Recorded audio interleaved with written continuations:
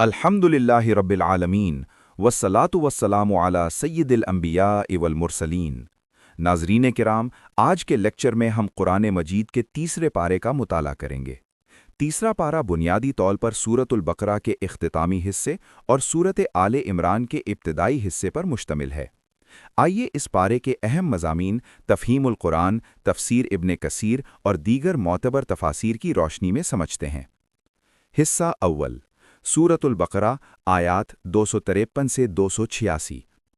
आयत 253, अंबिया के दरजात।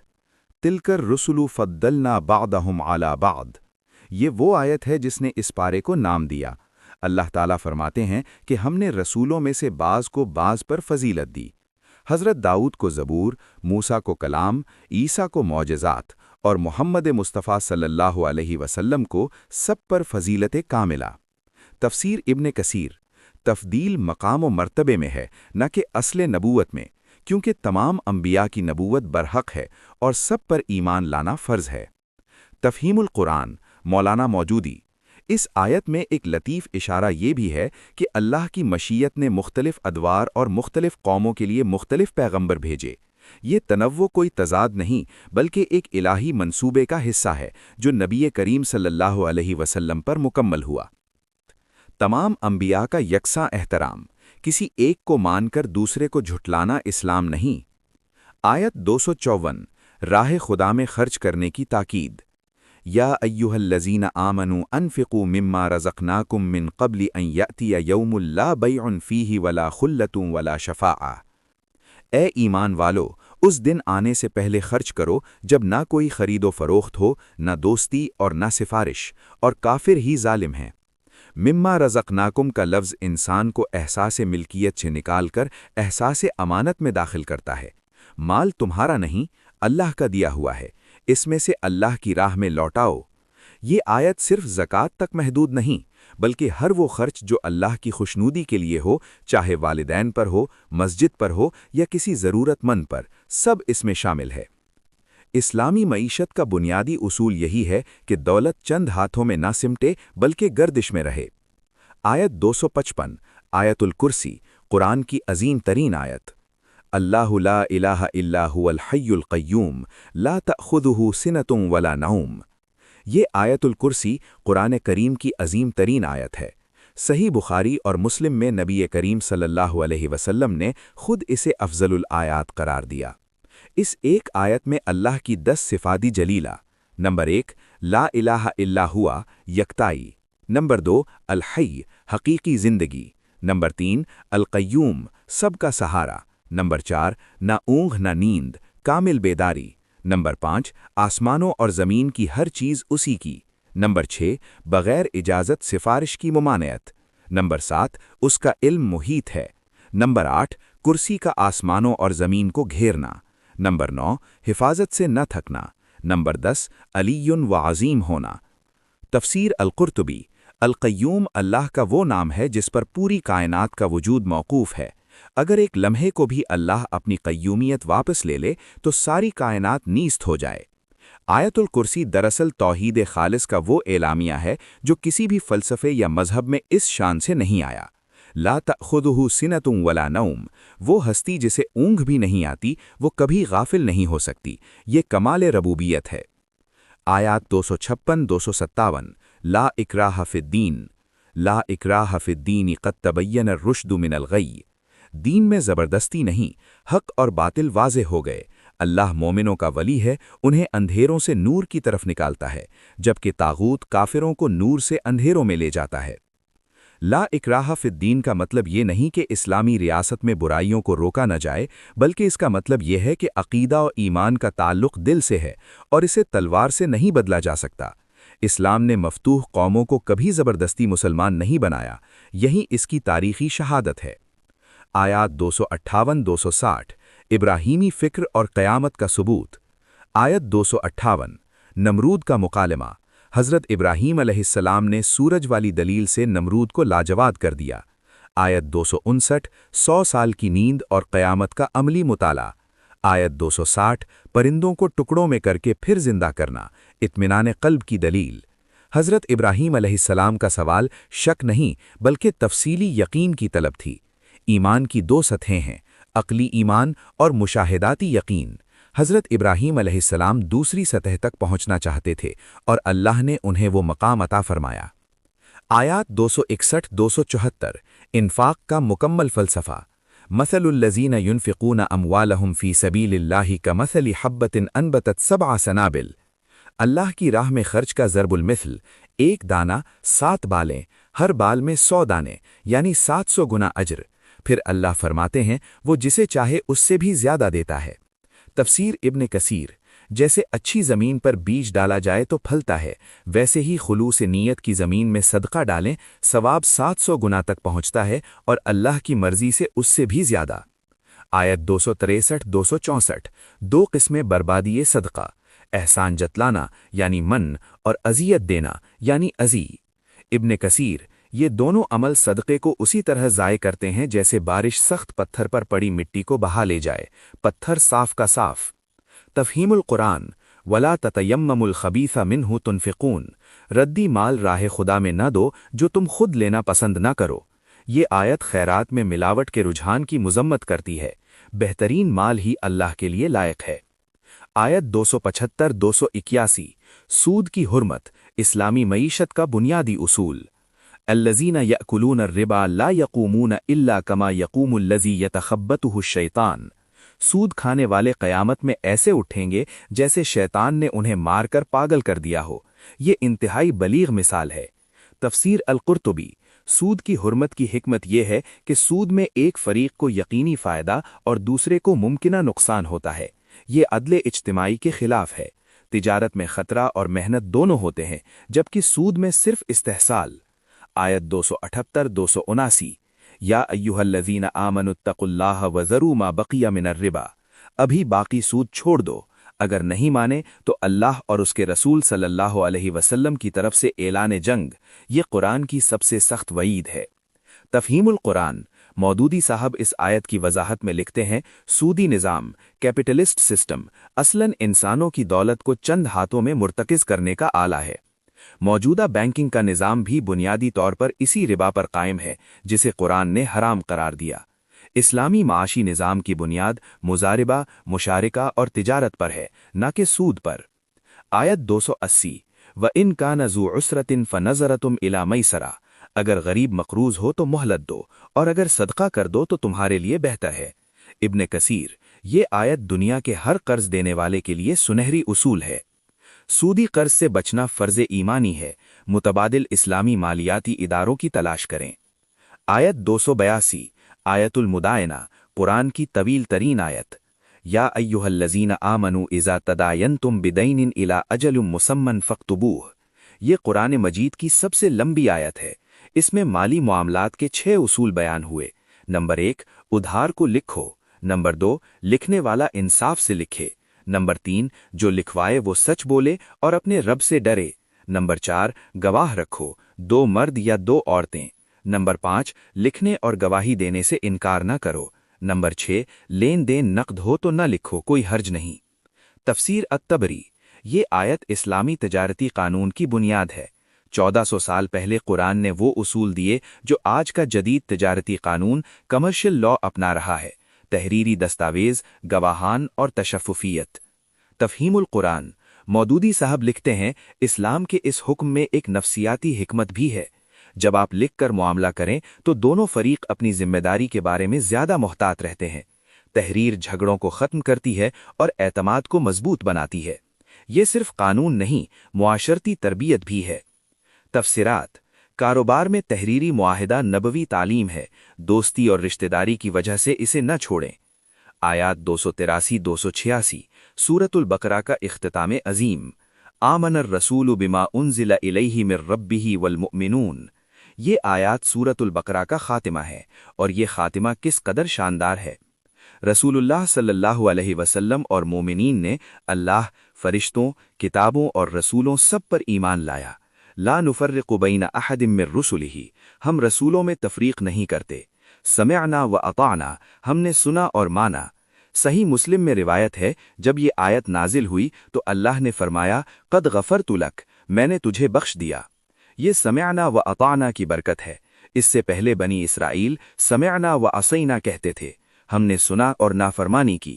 سمعنا و اطعنا صرف الفاظ نہیں، یہ ایک مومن کا بنیادی طرز عمل ہے۔ بنی اسرائیل اور امت مسلمہ میں فرق یہی ہے، ایک نے فرمان الہی سن کر بحث شروع کی، دوسرے نے مان کر عمل کیا۔ آیت 286 لا یکلف اللہ نفسا الا وسعہا، اللہ کسی پر اس کی طاقت سے زیادہ بوجھ نہیں ڈالتا۔ تفسیر الطبری، یہ آیت ان تمام وسوسوں کا جواب ہے جو مومنوں کے دل میں گناہ کے خیالات آنے سے پیدا ہوتے ہیں۔ اللہ نے فرمایا محض خیال پر گرفت نہیں، عمل پر گرفت ہے۔ پھر اس آیت کے آخر میں 3 عظیم دعائیں۔ نمبر 1، ربنا لا تؤاخذنا ان نسینا او اخطانا، بھول اور خطا معاف فرما۔ نمبر 2، ربنا ولا تحملنا ما لا طاقت لنا به، وہ بوجھ نہ ڈال جو ہم نہ اٹھا سکیں۔ نمبر 3، واعف عنا واغفر لنا وارحمنا، عفو، مغفرت اور رحمت عطا فرما۔ سورہ بقرہ کا یہ اختتام اپنے آغاز الف لام میم ذالک الکتاب سے مکمل ہم آہم ہے۔ آغاز میں قرآن کو ہدایت بتایا گیا اور اختتام پر مومن اسی ہدایت کے سامنے سر تسلیم خم کر دیتا ہے، سمینا و اطانا، اور پھر رحمت الہی کی طلب۔ یہ ایمان کی مکمل تصویر ہے۔ حصہ دوم، سورہ آل عمران، آیات 1 سے 92۔ سورہ آل عمران مدنی سورہ ہے، غزوہ بدر کے بعد نازل ہوئی۔ اس کا مرکزی محور توحید، اسلام کی حقانیت، اہل کتاب سے مکالمہ، آل عمران کا قصہ اور آیت مباہلہ ہے۔ آیات 1 سے 6، توحید کا اعلان عظیم۔ الف لام میم اللہ لا الہ الا هو الحی القیوم۔ آیت 4 میں قرآن کو الفرقان کہا گیا، یعنی حق و باطل میں فرق کرنے والا۔ آیت 6، هو الذی یصورکم فی الارحام کیف یشاء، رحم مادر میں صورت گری اللہ کی ہے۔ ماں کے پیٹ میں نطفے سے انسان بننے کا یہ معجزہ ہر روز لاکھوں بار ہوتا ہے، مگر انسان اسے عادی نظر سے دیکھتا ہے۔ اگر غور کرے تو یہ اللہ کی قدرت کا سب سے قریبی ثبوت ہے۔ آیت 7، محکم اور متشابہ آیات، قرآن فہمی کا اصول۔ هو الذی انزل علیک الکتاب منہ آیات محکمات ہن ام الکتاب۔ قرآن میں 2 قسم کی آیات، محکمات واضح اور حتمی، متشابہات جن میں ایک سے زائد تعویل ممکن ہو۔ جو لوگ فتنہ پھیلانا چاہتے ہیں وہ متشابہات کا سہارا لیتے ہیں۔ محکمات قرآن کی اساس ہیں، متشابہات کو محکمات کی روشنی میں سمجھا جائے۔ جب بھی کوئی ذومانی آیت ملے پہلے واضح آیات دیکھو پھر فیصلہ کرو۔ یہ تفسیر القرآن بالقرآن کا اصول ہے۔ آیات 8 سے 9، دعائے ثبات قلب۔ ربنا لا تزغ قلوبنا بعد اذ ہدیتنا وہب لنا من لدنک رحمہ۔ ہدایت کے بعد دل کی کجی سے اللہ کی پناہ، کیونکہ دلوں کا پھرنا اللہ کے ہاتھ میں ہے۔ راسخون فی العلم یہی دعا مانگتے ہیں۔ آیات 19 سے 20، اسلام ہی دین حق۔ ان الدین عند اللہ الاسلام، اللہ کے نزدیک دین صرف اسلام ہے۔ اہل کتاب نے جو اختلاف کیا وہ علم آ جانے کے بعد حسد اور سرکشی سے کیا۔ اسلام صرف ایک قوم کا مذہب نہیں بلکہ ہر وہ طریق حیات ہے جو اللہ کی اطاعت پر مبنی ہو۔ ابراہیم علیہ السلام کا دین، موسیٰ علیہ السلام کا دین، عیسیٰ علیہ السلام کا دین، سب کی اصل اسلام تھی، یعنی اللہ کے سامنے سر تسلیم خم کرنا۔ آیات 26 سے 27، اللہ کی مطلق بادشاہت۔ قل اللہم مالک الملک تؤتی الملک من تشاء وتنزع الملک ممن تشاء، سلطنت اللہ دیتا اور لیتا ہے، عزت اور ذلت اسی کے ہاتھ میں ہے۔ وترزق من تشاء بغیر حساب، بے حساب رزق دیتا ہے۔ جب قیصر و کسریٰ کی سلطنتیں ٹوٹ رہی تھیں تو یہ آیت نبی کریم صلی اللہ علیہ وسلم کو خوشخبری دے رہی تھی۔ اے نبی، ملک ایران اور روم وہ قوم پائے گی جو اسلام کا جھنڈا اٹھائے گی۔ آیات 31 سے 32، آیت محبت۔ قل ان کنتم تحبون اللہ فاتبعونی یحببکم اللہ۔ اللہ کی محبت کا دعویٰ صرف رسول صلی اللہ علیہ وسلم کی اتباع سے ثابت ہوتا ہے، زبانی نعرے کافی نہیں۔ مودودی صاحب اس آیت پر بہت اہم نقطہ اٹھاتے ہیں۔ یہ آیت ان صوفی نظریات کا بھی جواب ہے جو محبت الہی کا دعویٰ تو کریں مگر شریعت نبوی کو بوجھ سمجھیں۔ اللہ کی محبت کا راستہ صرف ایک ہے، اتباع نبی صلی اللہ علیہ وسلم۔ جو شریعت کو چھوڑ کر محبت الہی کا دعویٰ کرے وہ خود کو دھوکہ دے رہا ہے۔ پین سنت نبوی صلی اللہ علیہ وسلم کو اپنی روزمرہ زندگی میں لانا ہی اللہ کی محبت کا عملی ثبوت ہے۔ آیات 33 سے 57 آل عمران، مریم علیہ السلام اور عیسیٰ علیہ السلام۔ حضرت مریم علیہ السلام کی والدہ نے نظر مانی، بیٹی پیدا ہوئی تو کہا وَإِنِّي سَمَّيْتُهَا مریم، اسے مریم نام دیا اور اللہ کی پناہ میں دیا۔ حضرت زکریا علیہ السلام کفیل بنے۔ آیت 37 وَكَفَّلَهَا زکریا، ہر بار زکریا علیہ السلام کے پاس محراب میں روزی ملتی تھی۔ اَنَّىٰ لَكَ هَٰذَا، یہ کہاں سے آتا ہے؟ مریم نے کہا ہوا من عند اللہ، یہ اللہ کی طرف سے ہے۔ پھر زکریا علیہ السلام نے بڑھاپے میں اولاد مانگی، یحییٰ علیہ السلام کی بشارت ملی۔ آیت 39 اور پھر مریم علیہ السلام کو فرشتوں نے بشارت دی، عیسیٰ علیہ السلام باپ کے بغیر پیدا ہوں گے، کلمت اللہ ہوں گے، مسیح ہوں گے۔ عیسیٰ علیہ السلام کا معاملہ آدم علیہ السلام سے مختلف نہیں۔ آدم کو نہ باپ تھا نہ ماں تھی، عیسیٰ کو باپ نہ تھا، دونوں کو اللہ نے کن سے بنایا۔ عیسیٰ کا بنا باپ کے ہونا انہیں اللہ کا بیٹا نہیں بناتا۔ یہ استدلال قرآن کا سب سے مختصر اور قطعی جواب ہے عیسائی عقیدے کے خلاف۔ آیت 61 آیت مباہلہ مفصل تشریح فمن حاجک فیہ من بعد ما جاءک من العلم فقل تعالوا ندعو ابناءنا وابناءکم ونساءنا ونساءکم وانفسنا وانفسکم، آؤ ہم اپنے بیٹوں، عورتوں اور اپنے آپ کو بلائیں، تم بھی اپنوں کو بلاؤ، پھر مل کر بددعا کریں کہ جھوٹا ملعون ہو۔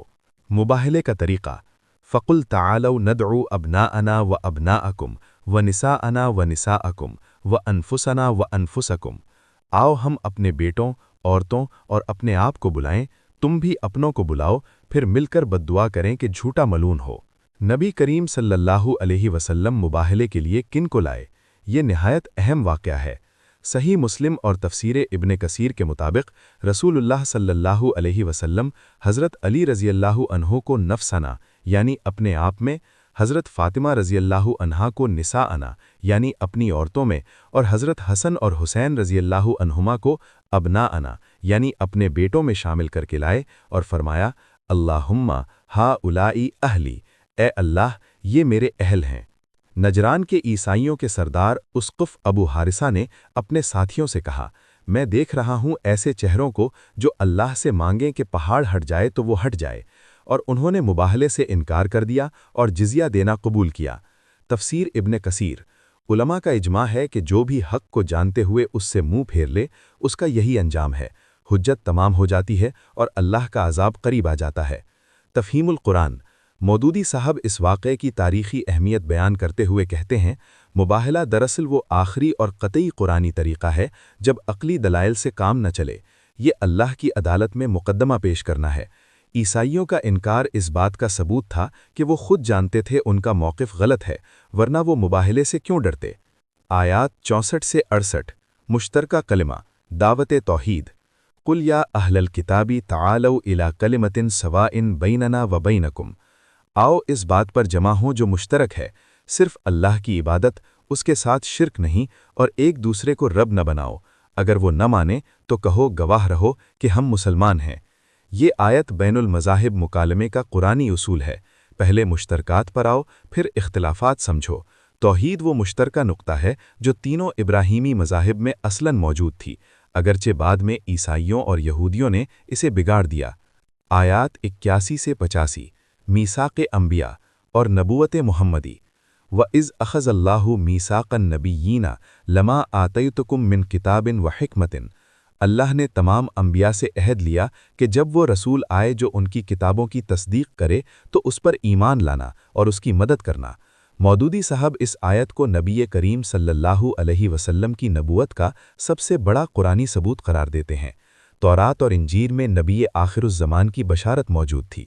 یہی وجہ ہے کہ بہت سے یہودی اور عیسائی علماء آپ صلی اللہ علیہ وسلم کو پہچانتے تھے جیسے اپنے بچوں کو پہچانتے ہیں۔ البقرہ 146 3 ہمارا دین ایک مسلسل الہی منصوبے کا حصہ ہے، نہ کوئی نئی چیز بلکہ وہی پیغام جو آدم علیہ السلام سے شروع ہوا۔ RZTRGTI کی اختتامی خلاصہ اور دعا۔ آج کے لیکچر کے 5 بڑے سبق۔ اول توحید، آیت الکرسی سے آل عمران تک پورا تیسرا پارہ توحید کا ایک عظیم بیانیہ ہے، اللہ کو اس کی صفات کے ساتھ پہچانے۔ دوم انفاق، پسندیدہ مال دو بلا منت دو، یہی عبر کا اصل معیار ہے۔ سوم، سود سے بچاؤ۔ اللہ اور رسول صلی اللہ علیہ وسلم کی جنگ سے بچنے کے لیے سودی نظام سے نکلنا ضروری ہے۔ چہارم، نبوت محمدی۔ تمام انبیاء نے آپ صلی اللہ علیہ وسلم کی بشارت دی، اتباع نبی صلی اللہ علیہ وسلم ہی محبت الہی کا راستہ ہے۔ پانچواں، محکمات کو اساس بناؤ، سیاق و سباق میں سمجھو اور قرآن کو زندگی کا دستور بناؤ۔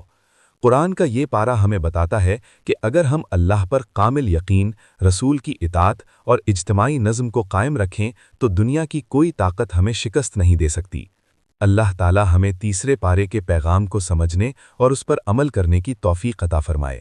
آمین۔